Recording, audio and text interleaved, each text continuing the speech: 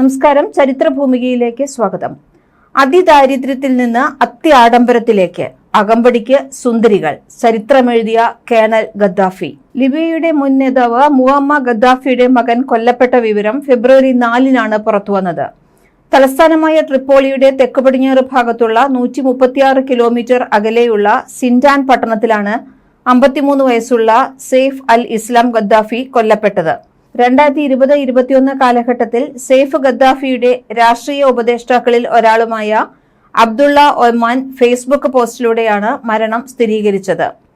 ചൊവ്വാഴ്ച വൈകിട്ടോടെ ആക്രമികൾ ഗദ്ദാഫിയുടെ വീട്ടിലെ സുരക്ഷാ ക്യാമറകൾ പ്രവർത്തനരഹിതമാക്കി അദ്ദേഹത്തെ വെടിവെച്ചു കൊല്ലുകയായിരുന്നു. ഗദ്ദാഫിയുടെ അനന്തരാവകാശി എന്ന നിലയിൽ ഒരു ദശാബ്ദക്കാലം തടവിലും പിന്നീട് അജ്ഞാതവാസത്തിലും കഴിഞ്ഞ വ്യക്തിയാണ് സെയ്ഫ് അൽ ഇസ്ലാം ഗദ്ദാഫി. ലിബിയയിൽ ഔദ്യോഗിക പദവികളൊന്നും വഹിച്ചിരുന്നില്ലെങ്കിലും എണ്ണ സമ്പന്നമായ വടക്കൻ ആഫ്രിക്കൻ രാജ്യങ്ങളിലെ ഏറ്റവും ശക്തനായ വ്യക്തി എന്ന നിലയിലാണ് സെയ്ഫ് അൽ ഇസ്ലാം ഗദ്ദാഫി അറിയപ്പെട്ടിരുന്നത്. സെയ്ഫ് അൽ ഇസ്ലാം ഗദ്ദാഫിയുടെ മരണത്തോടെ ചർച്ചയാകുന്നത് സെയ്ഫിന്റെ പിതാവായ 42 വർഷം ഒരു രാജ്യം അടക്കിവാണ ഏകാധിപതി കേണൽ മുഅമ്മർ ഗദ്ദാഫിയുടെ ജീവിതമാണ്.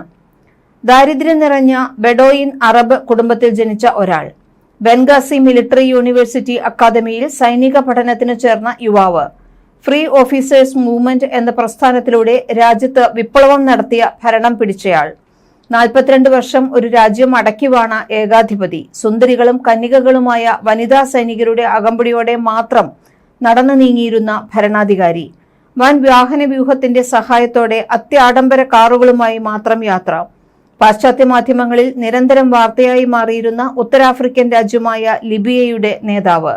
വിശേഷണങ്ങൾ അനവധിയാണ് കേണൽ മുഅമ്മർ ഗദ്ദാഫി എന്ന ഏകാധിപതിക്കുള്ളത്. കൊല്ലപ്പെട്ട് 14 വർഷം കഴിഞ്ഞിട്ടും വിചിത്രമായ ജീവിതം കൊണ്ട് ലോകത്തിനു മുന്നിൽ സമാനതകളില്ലാതെ ചരിത്രമെഴുതിയ വ്യക്തിയായിട്ടാണ് കേണൽ മുഅമ്മർ ഗദ്ദാഫി അറിയപ്പെടുന്നത്. വിചിത്രമായ വിശ്വാസത്തിനുടമയായിട്ടാണ് ഗദ്ദാഫി ലോകത്തിനു മുന്നിൽ സ്വയം അവതരിച്ചത്.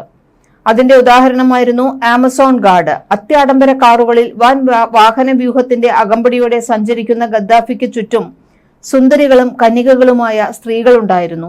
സൈനിക വേഷത്തിൽ വന്നും പോയും ഇരുന്ന ഇവരുടെ സംരക്ഷണയിലായിരുന്നു ഗദ്ദാഫിയുടെ യാത്ര. ഇത്തരത്തിൽ വനിതകളെ സംരക്ഷണത്തിന് വിനിയോഗിക്കുന്നതിന് കാരണമായി ഗദ്ദാഫി പറഞ്ഞിരുന്നത് ഒരു സവിശേഷ വിശ്വാസമായിരുന്നു.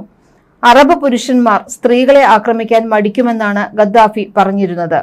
അതിനാലാണ് സ്ത്രീകളുടെ അംഗരക്ഷ സേന രൂപീകരിച്ചതെന്നാണ് അവകാശവാദം. പാശ്ചാത്യ മാധ്യമങ്ങൾ നൽകിയ പേരാണ് ആമസോൺ ഗാർഡ്. 1998-ൽ ഗദ്ദാഫിക്ക് നേരെ ആക്രമണം നടന്നപ്പോൾ ആമസോൺ ഗാർഡിലെ ഒരു വനിത ഗദ്ദാഫിയെ രക്ഷിച്ചുവെന്നും അവർക്ക് ജീവൻ നഷ്ടമായെന്നും ഒരു കഥ പ്രചാരത്തിലുണ്ട്. അതിനാൽ തന്നെ വീരപരിവേഷമുള്ള അംഗരക്ഷ സേനയായിരുന്നു ആമസോൺ ഗാർഡ്. മാധ്യമ വാർത്തകളിൽ താരങ്ങളായി തിളങ്ങുമ്പോഴും ആമസോൺ ഗാർഡിലെ അംഗങ്ങൾ ലൈംഗിക അതിക്രമങ്ങൾ നിരന്തരം നേരിടേണ്ടി വന്നതായിട്ടാണ് റിപ്പോർട്ടുകൾ. ഗദ്ദാഫിയുടെയും അനുചരരുടെയും ലൈംഗിക ആക്രമണങ്ങൾ ഈ വനിതാ അംഗരക്ഷകരിൽ പലർക്കും ഏറ്റുവാങ്ങേണ്ടി വന്നു. മനുഷ്യാവകാശങ്ങൾ പോലും നിഷേധിക്കപ്പെട്ടിരുന്ന ഇവർ മറ്റു വഴികളില്ലാതെയാണ് ഗദ്ദാഫിയുടെ കാവൽ സൈന്യത്തിലെ അംഗങ്ങളായി തുടർന്നത് എന്ന റിപ്പോർട്ടുകളുണ്ട്. ഗദ്ദാഫി യുഗത്തിന് തിരശ്ശീല വീണതോടെ ആമസോൺ ഗാർഡിലെ മിക്കവരും സ്വകാര്യ ജീവിതം രഹസ്യമാക്കി സൂക്ഷിച്ചു. ലിബിയൻ മരുഭൂമിയിൽ പരമ്പരാഗത ഗോത്ര കൂടാരത്തിൽ 1942-ലാണ് ഗദ്ദാഫി ജനിക്കുന്നത്. ലിബിയ അക്കാലത്ത് ഇറ്റലിയുടെ കോളനി രാജ്യമായിരുന്നു. ഗദ്ദാഫിക്ക് 9 വയസ്സുള്ളപ്പോൾ 1951-ൽ ഇറ്റാലിയൻ ഭരണത്തിൽ നിന്ന് ലിബിയ മോചനം നേടി. പിന്നീട് ഇദ്രീസ് രാജാവാണ് ലിബിയ ഭരിച്ചിരുന്നത്. ഗദ്ദാഫി 1961-ൽ ബെൻഗാസിയിലെ സൈനിക കോളേജിൽ പരിശീലനത്തിനു ചേർന്നു. പരിശീലനം പൂർത്തിയാക്കിയ ഗദ്ദാഫി സൈനിക സേവനത്തിൽ മികവ് പുലർത്തിയിരുന്നു. കഠിനാധ്വാനിയും കൂർമ്മബുദ്ധിയുമുള്ള ഗദ്ദാഫി ഈജിപ്തിൽ നടന്ന അറബ് ദേശീയ മുന്നേറ്റങ്ങളിൽ നിന്ന് പ്രചോദനം ഉൾക്കൊണ്ട് ഫ്രീ ഓഫീസേഴ്സ് മൂവ്മെന്റ് എന്ന പ്രസ്ഥാനം സ്ഥാപിച്ചു. പിന്നീട് ഇദ്രീസ് രാജാവ് തുർക്കിയിൽ ചികിത്സയിലായിരുന്ന കാലത്ത് സൈനിക വിപ്ലവം നടത്തി ഗദ്ദാഫി ഭരണം പിടിച്ചെടുത്തു.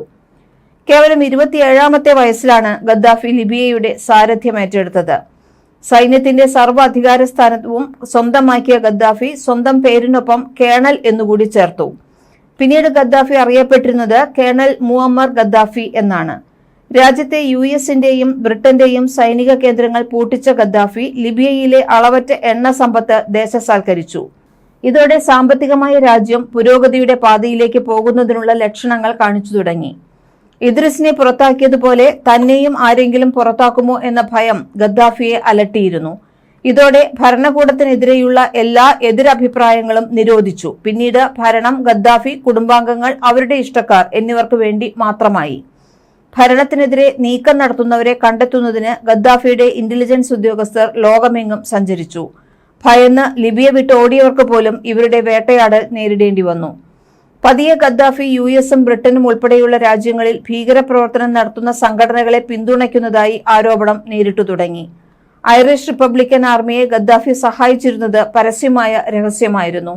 ഇതോടെ ബ്രിട്ടൻ ലിബിയയുമായുള്ള നയതന്ത്ര ബന്ധങ്ങൾ വിച്ഛേദിച്ചു. പടിഞ്ഞാറൻ ബെർലിനിൽ 1986 ഒരു ഡാൻസ് ക്ലബ്ബ് ആക്രമണം നടന്നു. 3 പേരാണ് ഈ ആക്രമണത്തിൽ കൊല്ലപ്പെട്ടത്. ഇതിനു പിന്നിൽ ലിബിയൻ തീവ്രവാദികളും ഉണ്ടായിരുന്നു. ഇതോടെ പാശ്ചാത്യ രാജ്യങ്ങളുടെ കണ്ണിലെ കരടായി ഗദ്ദാഫി മാറി. US ട്രിപ്പോളിയിലെ ഗദ്ദാഫിയുടെ വസതി ഉൾപ്പെടെ വ്യോമാക്രമണം നടത്തി ഏകാധിപതിയോടുള്ള ശത്രുത പരസ്യമാക്കി. 259 പേരുടെ മരണത്തിന് കാരണമായ 1988 സ്കോട്ട്ലൻഡിൽ നടന്ന ലോക്കർബി വിമാന ബോംബിംഗിലും 1989 170 പേരുടെ മരണത്തിനിടയാക്കിയ ഫ്രഞ്ച് ജെറ്റ് സ്ഫോടനത്തിലും ലിബിയയ്ക്ക് പങ്കുണ്ടെന്ന് സംശയം വ്യാപകമായി. ഇതിന് പിന്നാലെ രാജ്യാന്തര തലത്തിൽ ഗദ്ദാഫിക്കെതിരെ മുറവിളി ഉയർന്നു തുടങ്ങി. 2010 ഡിസംബർ 18 തുനീസിയിൽ ഭരണകൂടത്തിനെതിരെ പുതിയ വിപ്ലവം ഉയർന്നു. ശക്തമായ ഈ പ്രക്ഷോഭം അതിവേഗം മറ്റ് രാജ്യങ്ങളിലേക്കും പടർന്നു. തുനീസയ്ക്ക് പിന്നാലെ ഈജിപ്തിലും ആഞ്ഞടിച്ച ആ മുല്ലപ്പൂ വിപ്ലവം അഥവാ അറബ് വിപ്ലവം ഭരണാധികാരികളായ സീൻബൽ ബെൻ അബീദീൻ ബെൻ അലിയുടെയും ഹോസ്നി മുബാറക്കിന്റെയും തകർച്ചയ്ക്ക് കാരണമായി. പിന്നാലെ വിപ്ലവം ലിബിയയിലേക്ക് വന്നതോടെ തന്റെ തകർച്ചയ്ക്കുള്ള സാധ്യത മുന്നിൽ കണ്ട ഗദ്ദാഫി കലാപം അടിച്ചമർത്താൻ നീക്കം തുടങ്ങി. പ്രക്ഷോഭകർക്കെതിരെ വ്യോമാക്രമണം വരെ നടത്തിയിട്ടും ഫലമുണ്ടായില്ല. 2011 ഫെബ്രുവരിയോടെ പ്രക്ഷോഭകർ തലസ്ഥാന നഗരമായ ട്രിപ്പോളി കീഴടക്കി. ട്രിപ്പോളിയുടെ പതനത്തിനു ശേഷം പടിഞ്ഞാറൻ ലിബിയയിലെ ബാനി വാലിദ്, സെബ, സിർത്തെ തുടങ്ങിയ ചുരുക്കം ചില പട്ടണങ്ങൾ മാത്രമാണ് ഗദ്ദാഫിയുടെ നേതൃത്വത്തിന് കീഴിൽ അവശേഷിച്ചത്. രക്ഷ തേടി ജന്മസ്ഥലമായ സിർത്തിലേക്ക് ഗദ്ദാഫി ഓടിപ്പോയി. ഗദ്ദാഫിയെ തേടിയെത്തിയ വിമതർ ദേശീയപാതയിലെ മലിനജല കുഴലുകളിൽ ഒന്നിൽ ഒളിച്ചിരിക്കുന്ന ഏകാധിപതിയെ പിടികൂടുകയായിരുന്നു. ഇവരോട് ജീവന് വേണ്ടി കേണപേക്ഷിച്ചു ഗദ്ദാഫിയെങ്കിലും പ്രക്ഷോഭകർ ക്രൂരമായി മർദ്ദിച്ച ശേഷം ഗദ്ദാഫിയെ പിന്നീട് കൊലപ്പെടുത്തി. ഇതിന്റെ ദൃശ്യങ്ങൾ പിന്നീട് പ്രചരിച്ചിരുന്നു. സിർത്ത് എന്ന ജന്മസ്ഥലത്ത് തന്നെ ഗദ്ദാഫിയെ വിമതർ സംസ്കരിക്കുകയും ചെയ്തു. അദ്ദേഹത്തിന്റെ മകനാണ് ഇപ്പോൾ കൊല്ലപ്പെട്ടിട്ടുള്ളത്. കൂടുതൽ ചരിത്ര സംഭവങ്ങളുമായി വീണ്ടും വരാം. ചരിത്രഭൂമിക സബ്സ്ക്രൈബ് ചെയ്യൂ.